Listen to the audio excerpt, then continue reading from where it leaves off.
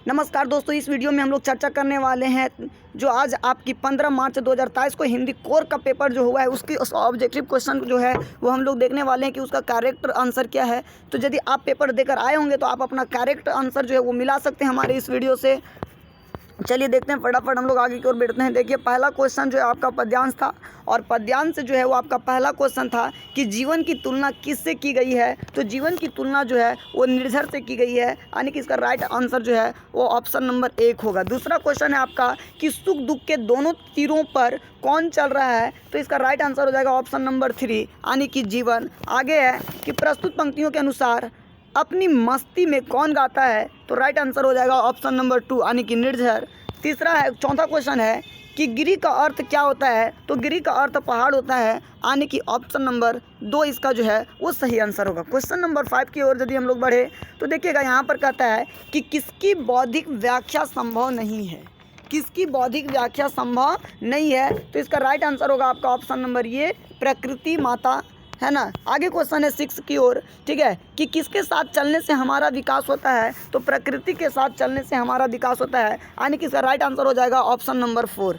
आगे 7 क्वेश्चन की ओर आगे देखें तो है कि मनुष्य किसका दोहन कर रहा है। तो मनुष्य जो है वो प्रकृति का दोहन कर रहा है, यानी कि इसका राइट आंसर हो जाएगा ऑप्शन नंबर 3। क्वेश्चन नंबर 8 यदि हम लोग देखें तो कहता है कि वर्तमान समय में मनुष्य प्रकृति के साथ कैसा आचरण कर रहा है। तो यहाँ पर आपका जो हो जाएगा वो हो जाएगा ऑप्शन नंबर ये, विरुद्ध हो जाएगा। क्वेश्चन नंबर 9 की ओर बढ़े तो देखिए, ये आपका अभिव्यक्ति और माध्यम से, यानी कि ग्रामर पोर्शन से हम लोग आ गए हैं। यदि यहाँ पर हम लोग देखें, ठीक है, तो क्वेश्चन नंबर 9 में कहता है कि पत्राचार किसकी अभिव्यक्ति का सरल तरीका है। तो इसका राइट आंसर हो जाएगा इनमें से सभी का, यानी कि ऑप्शन नंबर 4। आगे क्वेश्चन कहता है क्वेश्चन नंबर 10 कि औपचारिक पत्र में सर्वप्रथम क्या लिखा जाता है। तो पत्र भेजने वाला का पता किसका लिखा जाता है, पत्र भेजने वाला का पता। क्वेश्चन नंबर 11 की ओर यदि हम लोग देखें तो क्वेश्चन नंबर 11 कहता है कि मुद्रित माध्यमों की सबसे बड़ी विशेषता क्या है। तो मुद्रित माध्यमों की सबसे बड़ी विशेषता है अस्थायित्व, ऑप्शन नंबर ये। आगे यदि देखें क्वेश्चन नंबर 12 की ओर, जनसंचार का प्रमुख उद्देश्य क्या है। तो इसका राइट आंसर हो जाएगा ऑप्शन नंबर डी, यानी कि 4 इनमें से सभी। क्वेश्चन नंबर 13 यदि देखें तो कहता है कि रिमाइंडर को हिंदी में क्या कहते हैं। तो इसको हिंदी में कहते हैं अनुस्मारक। उसके बाद आगे क्वेश्चन नंबर 14 की ओर यदि आए तो संचार शब्द की उत्पत्ति चर शब्द से हुई है। चर का अर्थ क्या होता है, चलना। आगे देखेंगे फीचर लेखन में कितने आयाम होते हैं। तो 3 आयाम होते हैं, यानी ऑप्शन नंबर 2 इज़ राइट। उसके बाद क्वेश्चन 16 की ओर यदि बढ़े तो प्रार्थना पत्र में आपका विश्वासी लिखने के बाद किसका हस्ताक्षर होता है। तो यहाँ पर हम लोग देखेंगे प्रेषक का, यानी कि ऑप्शन ये सही है। 17 क्वेश्चन नंबर कि संपादक को उसके विविध कार्यों में कौन सहायता पहुँचाता है। तो संयुक्त संपादक। आपका 18वां क्वेश्चन है कि वर्तमान पत्रकारिता का स्वरूप क्या है। तो वर्तमान समय में जो पत्रकारिता का स्वरूप जो है वो है अंतर्राष्ट्रीय, यानी कि इसका ऑप्शन नंबर 1 जो है वो सही आंसर होगा। क्वेश्चन नंबर 19 की ओर यदि आ जाए, एक काव्यांश है, कहता है कि उपर्युक्त काव्यांश में किसकी सौंदर्य का वर्णन किया गया है। तो सायंकालीन प्रकृति का वर्णन किया गया है। इन पंक्तियों में कवि किस पंक्षी का चित्रण किया है। तो बगुला का किया है। आगे क्वेश्चन नंबर 21 की ओर यदि जाए तो हौले हौले में कौन सा अलंकार है। तो पुनरुक्ति अलंकार है। 22 में नभ में छाए बादलों की रंगत कैसी होती है। तो श्वेत होती है। आगे देखेंगे भाषा को घुमाने फिराने से बात कैसी हो जाती है, पेचीदा हो जाता है।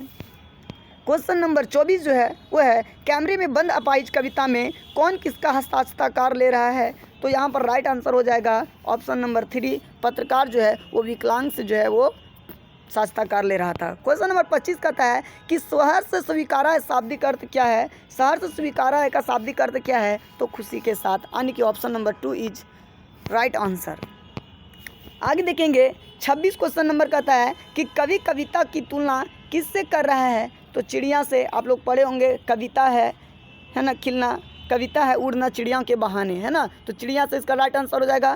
क्वेश्चन नंबर 27 में यदि देखेंगे कि पतंग उड़ाने वाले बच्चे दिशाओं को किसके समान बजा रहे हैं। तो मृदंग के समान बजा रहे हैं। क्वेश्चन नंबर 28 की ओर आ जाते हैं। क्वेश्चन नंबर 28 कहता है कि प्रस्तुत पाठ्य के लेखक कौन है। देखिए यहाँ पर आपका जो है वो गद्यांश दिया हुआ है। गद्यांश पढ़िएगा तो आपको पता होगा कि रजिया सज्जाद जहीर का ये है ना कहानी लिया गया है। तो इसका राइट आंसर हो जाएगा क्वेश्चन नंबर 28 का 4, रजिया सज्जाद जहीर। क्वेश्चन नंबर 29 की ओर आ जाएं कि प्रस्तुत पाठ में किस देश के विभाजन से उपजे दर्द को अंकित किया गया है।